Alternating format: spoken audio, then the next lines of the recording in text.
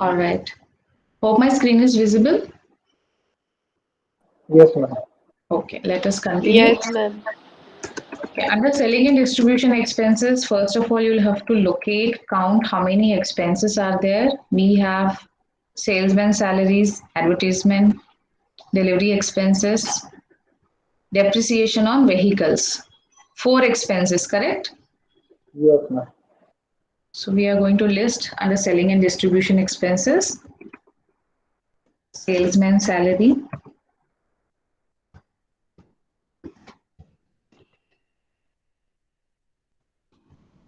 amount of salesman salary, please tell me. 12,000. Then we have advertisement, which is part of selling and distribution expense, amount 18,000. 18,000 towards advertisement. What else? Delivery expenses. Okay, delivery expenses or distribution expenses, transportation, delivery expenses. How much? 20,000. 20,000. And finally, we have depreciation on vehicle. Yes, ma'am. Amount, please tell me, vehicle. 20,000. Okay, depreciation on vehicle, 20,000. So under selling and distribution, which is part of operating expenses, I have four expenses. I'll have to count. Individually, the expenses are listed first, then their total is transferred to the middle column. And finally, when all the three expenses are done, the grand total will be shifted to outermost column. Under part C, I have financial expenses.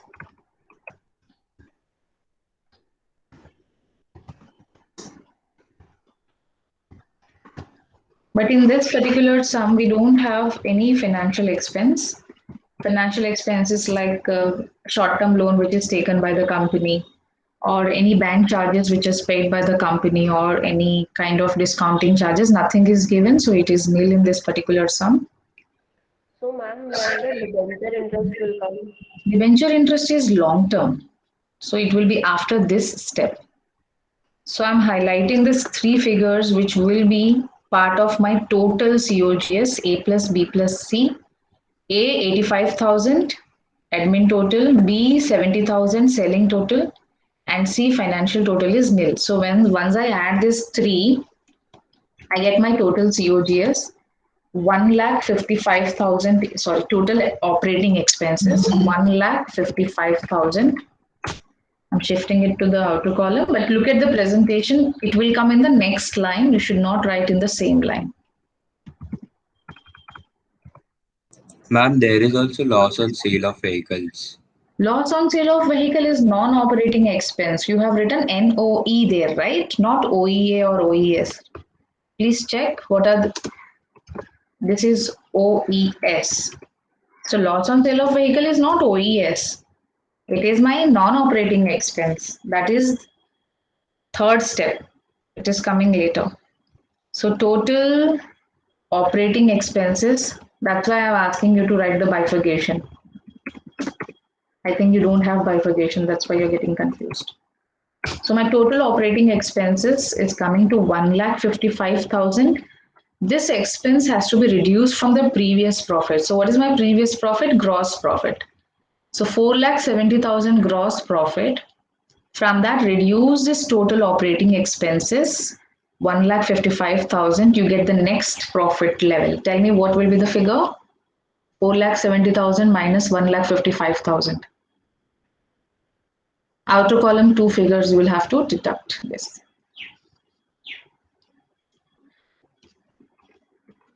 What do I get here is operating profit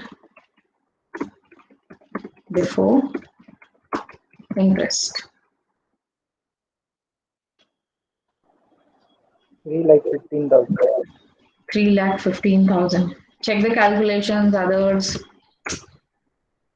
I get the answer in Excel sheet, but you're supposed to use you're allowed to use calculators. So take out your calculators and tell me the figure. So 4,70,000 minus 1,55,000 is correct, 3,15,000.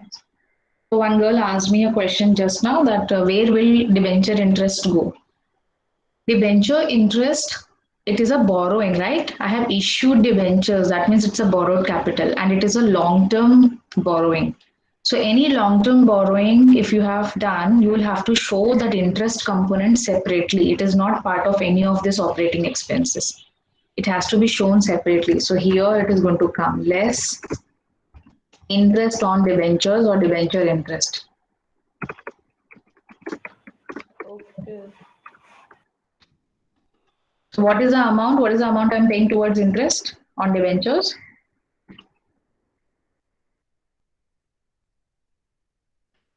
$20,000. So straight away, outermost column, I'll have to go directly to the outer column. Why? Because I have only one borrowing and I'm paying only one category of interest here. In case if the company has even taken a loan and it has even issued public deposits, you'll have to show all the variety of interest which the company is paying on all the long-term borrowings. So once I reduce this interest on debentures, I get my next profit level, which is known as operating profit after interest. So 3,15,000 minus 20,000.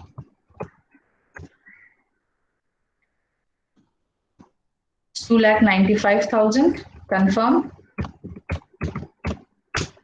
Yes, ma'am. The operating expenses are done. Interest is separately shown. Now what is left is non-operating expenses, non-operating income and taxes.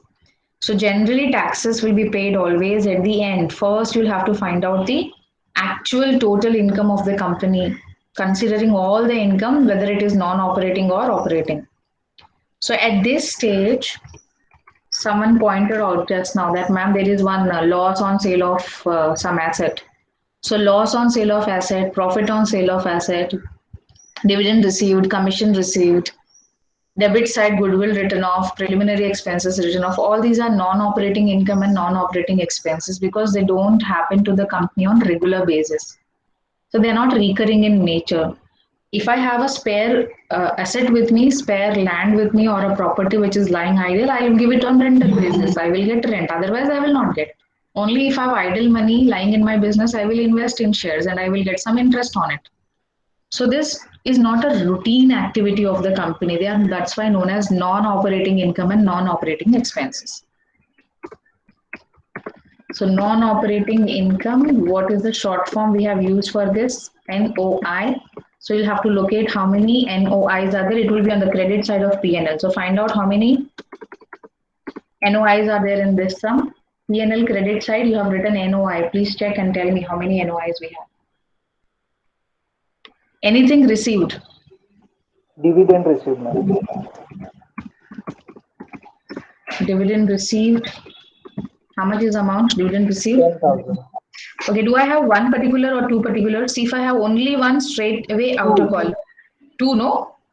Yes, ma'am. What is it? Dividend received and? Profit on sale of investment. Okay, how much is dividend received amount? 10,000. 10,000. And profit on sale of investment? 20,000.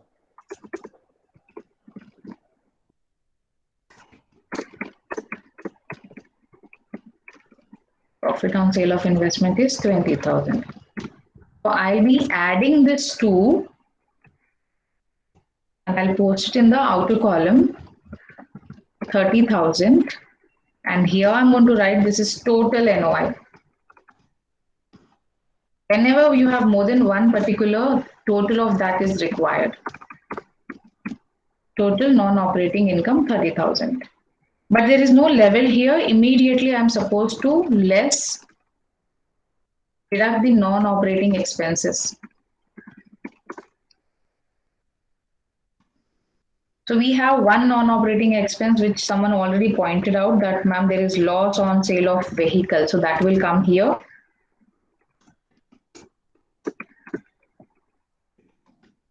Tell me what is the amount of loss on sale of vehicle?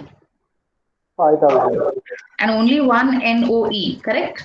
Or do we have any other? No, So only this, one. okay. So here we have used short form of NOE, and in this sum we have only one item. Now look at the presentation. When there is only one item under this, I did not use the inner column. Straight away I can put the figure in the outermost column because this is the individual figure also and this is total also.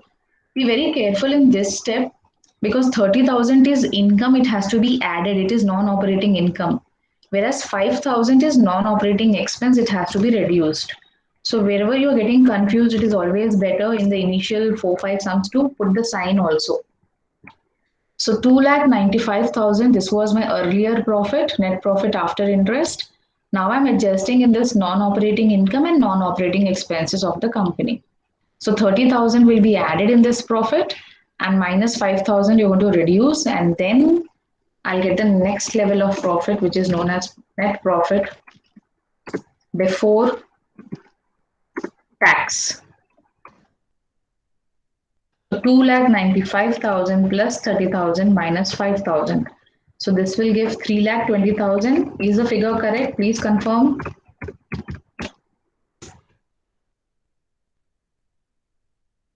Yes, ma'am.